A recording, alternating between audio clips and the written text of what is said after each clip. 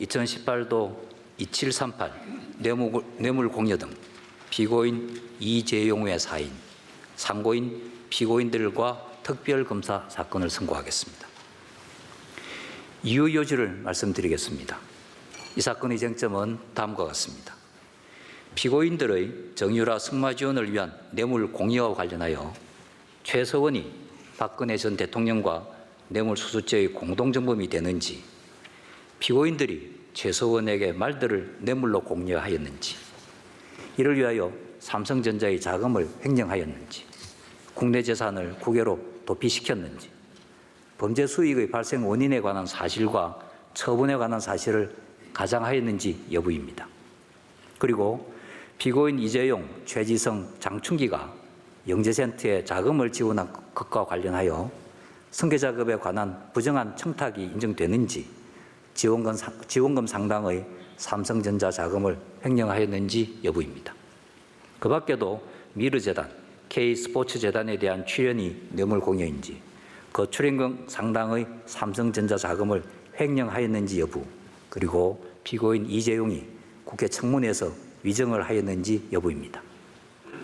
먼저 최서원이 박근혜 전 대통령과 뇌물수수죄의 공동정범이 성립하는지에 관하여는 조금 전 피고인 최서원 사건에서 살펴보았듯이 공동정범이 성립하고 뇌물의 기속이나 성질은 영향을 받지 않습니다. 다음으로 정유라 승마지원 뇌물수수와 관련하여 말들 또는 구입 대금이 뇌물인지에 관하여 살펴보겠습니다. 원심은 피고인들이 최서원에게 말들의 소유권을 인정한 것이 아니라는 이유로 말들 또는 그 구입 대금을 뇌물로 제공한 것으로 볼 수 없다고 판단하였습니다. 그러나 뇌물수수죄에서 말하는 수수는 물건의 법률상 소유권까지 취득하여야 하는 것은 아니고, 실질적인 사용처분권을 취득하면 그 물건에 대한 실질적인 사용처분 권한을 갖게 되어 그 물건 자체를 뇌물로 받은 것으로 보아야 합니다. 이러한 법리와 증거에 비춰보면 피고인 최서원과 박산진 사이에서 2015년 11월 15일경에는 살 시도와 향후 구입할 말들에 관하여 실질적인 사용 처분 권한이 피고인 최서원에게 있다는 의사의 합치가 있었다고 볼 수 있으므로 피고인들이 최서원에게 말들을 뇌물로 제공하였다고 볼 수 있습니다. 결국 원심의 판단에는 뇌물수수와 공제에 관한 법리를 오해하는 등의 잘못이 있습니다. 이재용 등이 영재센터에 자금을 지원한 것과 관련하여 승계작업에 관한 부정한 청탁이 있었는지 여부에 관하여 살펴보겠습니다.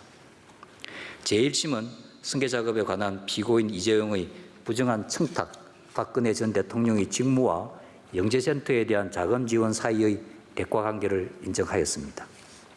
그런데 원심은 승계작업을 인정할 수 없고 전 대통령이 승계작업을 인식하였다고 볼 수 없다고 보아 부정한 청탁을 인정하지 않았습니다. 원심은 그 근거로 승계작업은 부정한 청탁의 내용이 되는 것이므로 명확하게 정의된 내용으로 그 존재 여부가 합리적 의심이 없이 인정되어야 되고, 승계작업에 관한 당사자의 인식도 뚜렷하고 명확하여야 한다는 이유를 들었습니다. 그러나 확립된 대법원 판례에 따르면 부정한 청탁의 대상 또는 내용은 구체적일 필요가 없고, 공무원의 직무와 제3자에게 제공되는 이익 사이의 대가관계를 인정할 수 있을 정도로 특정되면 충분합니다. 그리고 이러한 부정한 청탁의 내용은 죄의 성립 요소인 사실이므로 그에 대한 인식은 미필적인 것으로 충분하고 확정적일 필요가 없습니다. 원심이 부정한 청탁의 대상이 명확하게 정의되어야 하고 부정한 청탁에 대한 인식은 뚜렷하고 명확하여야 한다는 근거를 들어 승계작업을 인정하지 않고 전 대통령이 승계작업을 인식하였다고 볼 수 없다고 판단한 것은 이러한 법리에 배치됩니다. 대통령의 포괄적 권한에 비춰보면 영재센터 지원금은 대통령의 직무와 대가관계가 있다고 볼 여지가 충분합니다.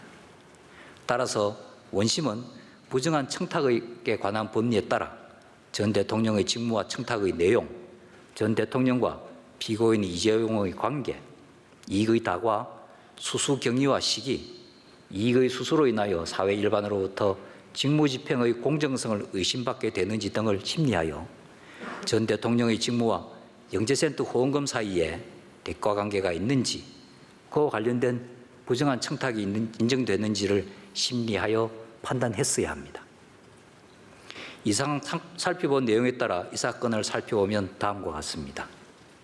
피고인들이 최서원에게 제공한 말들이 뇌물이 아니라고 본 원심의 판단에는 뇌물과 수수, 뇌물공여죄 등에 관한 법리를 오해하고 자유심정주의 한계를 벗어나 판결에 영향을 미친 잘못이 있습니다. 피고인 이재용, 최지성, 장춘기에 대하여 영재센터 관련 제3자 뇌물수수의 부정한 청탁을 인정하지 않은 원심의 판단에는 부정한 청탁에 관한 법리를 오해하고 필요한 심리를 다하지 않아 판결에 영향을 미친 잘못이 있습니다. 원심이 말들은 뇌물이 아니고 영재센터 지원금에 관한 부정한 청탁이 인정되지 않는다는 전제에서 무죄로 판단한 일부 특정경제범죄가중처벌 등에 관한 법률 위반 횡령 부분과 범죄수익 은닉의 규제 및 처벌 등에 관한 법률 위반 부분에도 같은 잘못이 있습니다.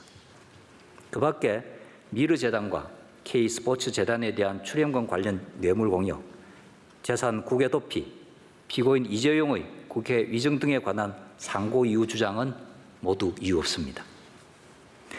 이러한 다수 의견에 대하여는 앞서 선고한 사건에서와 같은 취지에서 뇌물수수죄의 공동정범에 관한 대법관 박상욱의 별개 의견, 뇌물수수죄의 공동정범 말들이 뇌물인지 영재센터 관련 제3자 뇌물수수에 관한 대법관 조희대, 대법관 안철상, 대법관 이동원의 반대 의견이 있습니다.